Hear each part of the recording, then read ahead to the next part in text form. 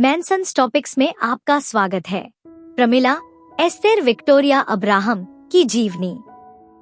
Esther Victoria Abraham, जिन्हें उनके stage नाम प्रमिला से ज्यादा जाना जाता है, भारतीय सिनेमा में एक उल्लेखनीय अग्रणी हस्ती थी, जिनकी जीवन कहानी असाधारण उपलब्धियों और सीमाओं को लांघने वाले लचीलेपन का प्रतीक है। 30 दिसंबर 1916 को कलकत्ता, अब कोलकाता, में जन्मी वह बगदादी यहूदी परिवार में 10 बच्चों में से चौथी थी। उनके पिता रूबेन अब्राहम कोलकाता के एक व्यवसायी थे, जबकि उनकी मां मटिल्डा इसहाक कराची से थी। अपने शुरुआती वर्षों से ही एस्तेर ने विद्रोह और कलात्मक जुनून की असाधारण भावना का प्रदर्शन किया।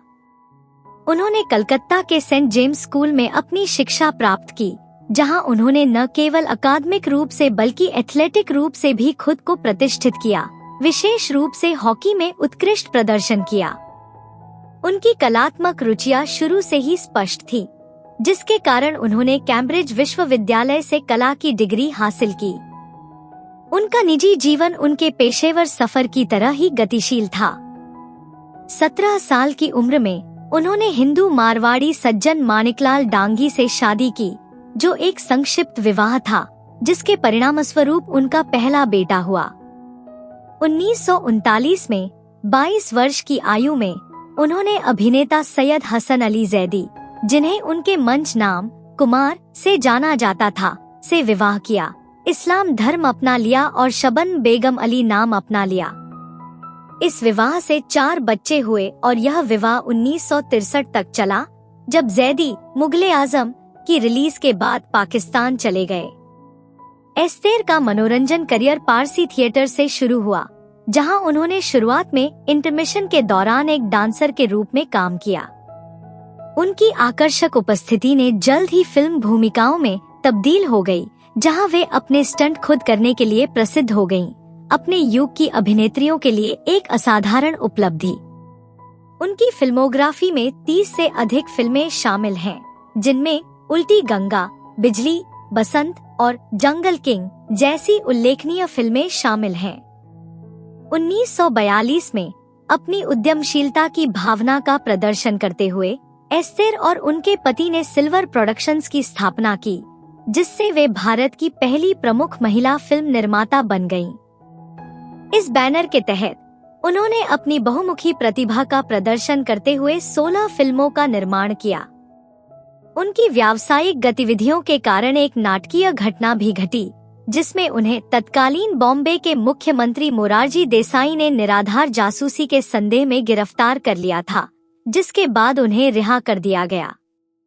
एक सच्ची पथ प्रदर्शक, एस्तेर ने 1947 में 31 वर्ष की आयु में पहली मिस इंडिया प्रतियोगिता जीतकर इतिहास रच दिया, जबकि उस समय वह अपने 5वें बच्चे के साथ गर्भवती थी। इस उपलब्धि का जश्न तब और मनाया गया जब उनकी बेटी नकी जहान ने 1967 में ईव्स वीकली मिस इंडिया का खिताब जीता, जिससे वे इस तरह के प्रतिष्ठित खिताब जीतने वाली एकमात्र मां-बेटी जोड़ी बन गईं। उनकी रचनात्मक प्रतिभा अभिनय और निर्माण से परे थी। उन्होंने अपनी फिल्मी पोशाकें और आभूषण खुद डिजाइन किए, जो एक पुनर्जागरण महिला का रूप था, जिसने अपने समय में महिलाओं पर लगाए गए पारंपरिक प्रतिबंधों को चुनौती दी। उनके सबसे छोटे बेटे हैदर अली ने परिवार की कलात्मक विरासत को आगे बढ़ाया, जो फिल्म और टेलीविजन में अपने काम के लिए जाने जाते हैं, जिसमें टीवी धारावाहिक नुक्कड़ में एक भूमिका और 2008 में फिल्म जोधा अकबर के गीत ख्वाजा मेरे ख्वाजा में एक उपस्थिति शामिल है। प्रमिला का जीवन एक ऐसे उद्योग और युग में सामाजिक मानदंडों को तोड़ने और कांच की छत को तोड़ने का एक वसीयतनामा था, जहां महिलाओं के लिए ऐसी उपलब्धियां अभूतपूर्व थी। एक अभिनेत्री, निर्माता, मॉडल और सौंदर्य प्रतियोगिता विजेता के रूप में उनके बहुमुखी करियर ने उन्हें भारतीय सिनेमा में एक प्रतिष्ठित व्यक्ति बना दिया।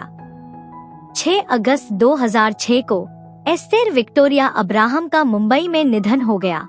उन्होंने एक समृद्ध, प्रेरक विरासत छोड़ी, जो कलाकारों और निर्माताओं की पीढ़ियों को प्रभावित करती रही है। कलकत्ता की एक युवा यहूदी लड़की से भारतीय सिनेमा की एक प्रतिष्ठित आइकन बनने की उनकी यात्रा दृढ़ संकल्प, रचनात्मकता और अभूतपूर्व उपलब्धि की एक शक्तिशाली कहानी है। प्रमिला की असाधारण जीवन यात्रा सिर्फ व्यक्तिगत उपलब्धि से कहीं ज्यादा है। यह 20वीं सदी के मध्य के भारतीय सिनेमा और महिला सशक्तिकरण की परिवर्तनकारी भावना को दर्शाती है।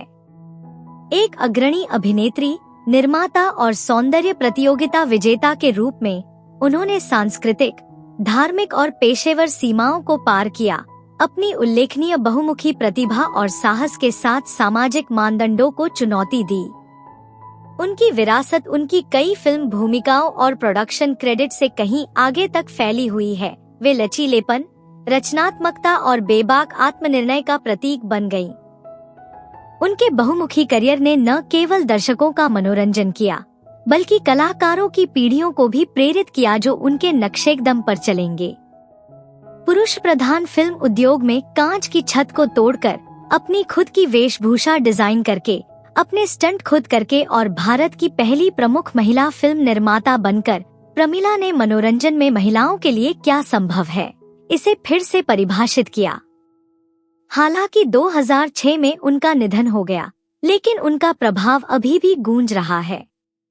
अपने बच्चों के माध्यम से, जिन्होंने उनकी कलात्मक विरासत को आगे बढ़ाया और उनकी अभूतपूर्व उपलब्धियों के माध्यम से, प्रमिला एक स्थायी प्रतीक बनी हुई हैं, जो प्रतिभा, दृढ़ संकल्प और सामाजिक अपेक्षाओं को चुनौती देने और बदलने की क्षमता का प्रमाण है।